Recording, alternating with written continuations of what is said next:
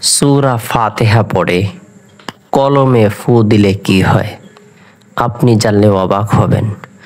সূরাতুল ফাতিহা এটি এমনই একটি সূরা যে সূরার মধ্যে 7টি আয়াত রয়েছে, একটি রুকু রয়েছে। এই সূরাটি মক্কায় অবতীর্ণ হয়েছে।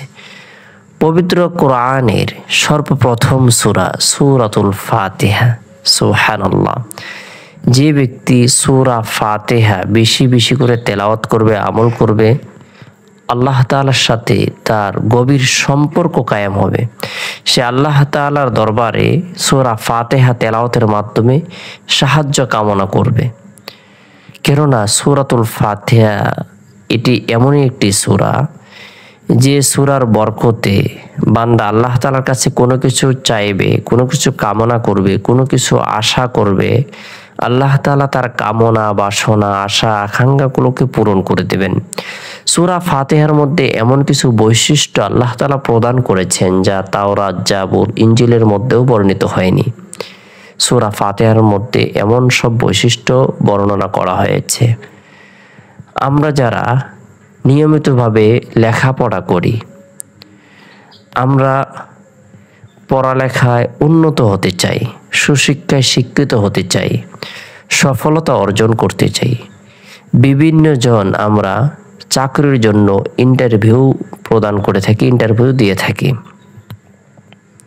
সেই ক্ষেত্রে আমরা সফলতা কামনা করি, অথবা শিক্ষার্থীরা পরীক্ষা দেওয়ার সময় সফলতা কামনা করে, ভালো রেজাল্টের আশা করে। আমরা প্রত্যেকেই আল্লাহ তাআলার হুকুমগুলো যথাযথভাবে পালন করার জন্য চেষ্টা করব। এর পাশাপাশি আল্লাহ তাআলার নৈকট্য হাসিলের উদ্দেশ্যে যে সমস্ত আমল রয়েছে, এই আমলগুলোও করার জন্য চেষ্টা করব। কোনো ব্যক্তি যদি আল্লাহ তাআলার সাথে কথা বলতে চায়, সেই জন্য দুনিয়াতে কোরআন পড়ে। পবিত্র কোরআনের বরকতপূর্ণ সূরা সূরাতুল ফাতিহা আমরা গুরুত্ব সহকারে সূরাতুল ফাতিহা আমল করব। বিশেষ করে অনেক শিক্ষার্থী এবং যারা চাকরি প্রত্যাশী রয়েছেন, ইন্টারভিউ দিতে গিয়ে আপনি বিভিন্ন ধরনের প্রশ্নের উত্তরগুলো ভুলে যান, আপনার জানা রয়েছে, আপনি লিখতে ব্যর্থ হন। ওই সময় আপনি কি করবেন? আপনি দুরুদের আমল করে নেবেন।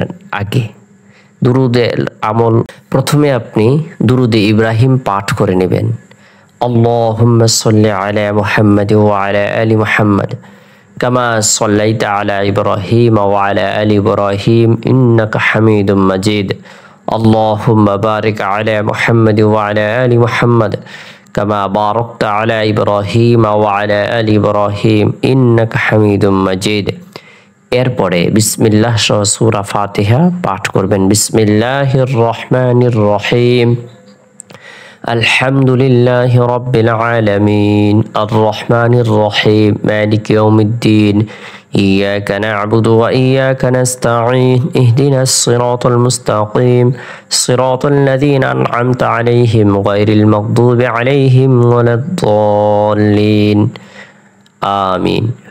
সূরা ফাতিহা পাঠ করে কলমে ফু দিবেন। আপনার প্রশ্নের উত্তরগুলো স্মরণ হবে, আপনি লিখতে পারবেন ইনশাআল্লাহ। আপনি আপনার চাকরির ক্ষেত্রে সফলতা অর্জন করতে পারবেন, ভালো রেজাল্টের ক্ষেত্রে আপনি সফলতা অর্জন করতে পারবেন। আল্লাহ তাআলা আপনাকে, আমাকে, সকলকে কোরআনের এই আয়াতের প্রতি বিশ্বাস রেখে, সূরার প্রতি বিশ্বাস রেখে আমল করার তৌফিক দান করুক।